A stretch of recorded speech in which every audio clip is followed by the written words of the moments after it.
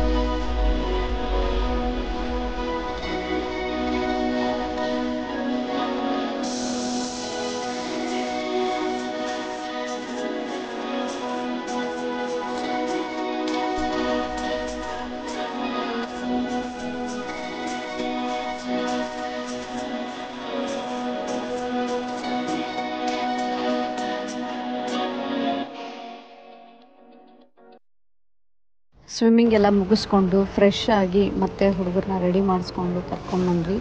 ಆಮೇಲೆ ಇವಾಗ ಚೆಕ್ಔಟ್ ಮಾಡಿ ಒಂದು ಸ್ವಲ್ಪ ಇಲ್ಲಿ ಆ್ಯಕ್ಚುಲಿ ತುಂಬ ಫೋಟೋ ಸ್ಪಾಟ್ ಅಂತಲೇ ಹೇಳ್ಬೋದು, ತುಂಬ ಚೆನ್ನಾಗಿತ್ತು. ಸೊ ಹಾಗಾಗಿ ಸ್ವಲ್ಪ ಫೋಟೋಸ್ ತಗೊಂಡು ಆಮೇಲೆ ಲಂಚ್ಗೆ ಏನು ಮಾಡೋಣ ಅಂತಂದಕ್ಕೆ ಅಲ್ಲಿ ಸಬ್ವೆ ಇತ್ತು.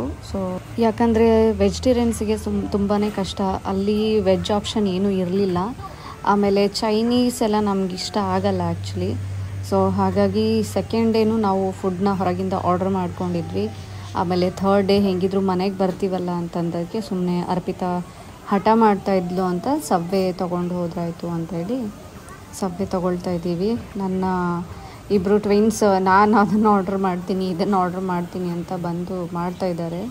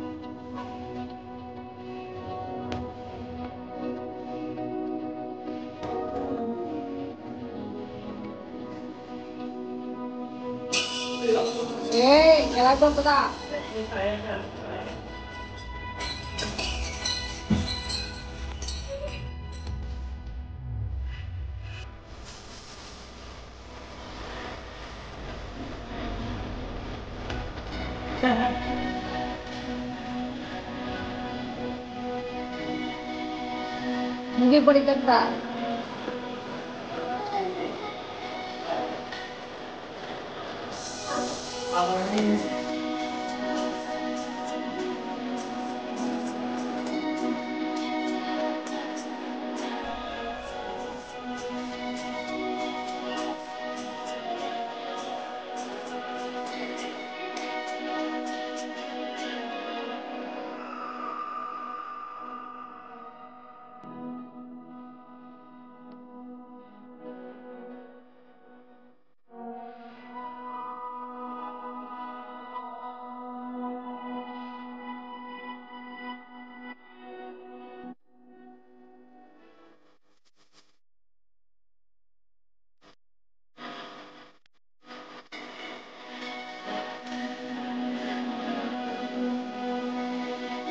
ಟ್ವಿನ್ಸ್ ಆದಮೇಲಿಂದ ಆ್ಯಕ್ಚುಲಿ ಹೊರಗೆ ಹೋಗೋದೇ ಕಷ್ಟ ಆಗಿತ್ತು ನನಗೆ. ಅದು 2 ದಿವಸ ಫುಡ್ ಪ್ಯಾಕ್ ಮಾಡಿಕೊಂಡು ಎಲ್ಲೂ ಹೋಗಿರಲಿಲ್ಲ. ಸೊ ಇದು ನನಗೆ ಮಚ್ ನೀಡೆಡ್ ಬ್ರೇಕ್ ಅಂತಲೇ ಹೇಳ್ಬೋದು. ಸೊ ತುಂಬ ಚೆನ್ನಾಗಿತ್ತು ಎಕ್ಸ್ಪೀರಿಯನ್ಸಲ್ಲಿ. ಆಮೇಲೆ ಮಕ್ಕಳು ತುಂಬ ಹಠ ಆಮೇಲೆ ಕಾಡೋದು ಏನೂ ಮಾಡಲಿಲ್ಲ. ಸೊ ತುಂಬ ವಂಡರ್ಫುಲ್ ಎಕ್ಸ್ಪೀರಿಯನ್ಸ್, ಚೆನ್ನಾಗಿತ್ತು ಸ್ಟೇಕೇಷನ್. ನಿಮಗೆ ನನ್ನ ವಿಡಿಯೋ ಇಷ್ಟ ಆಯಿತು ಅಂದರೆ ಪ್ಲೀಸ್ ಲೈಕ್, ಶೇರ್, ಕಮೆಂಟ್ ಮತ್ತು ಹೊಸ ವ್ಯೂವರ್ಸ್ ಆಗಿದ್ದರೆ ಸಬ್ಸ್ಕ್ರೈಬ್ ಮಾಡೋದನ್ನು ಮರಿಬೇಡಿ. ಮತ್ತು ಇನ್ನೊಂದು ಹೊಸ ವಿಡಿಯೋದಲ್ಲಿ ಸಿಗ್ತೀವಿ. Thank you, bye.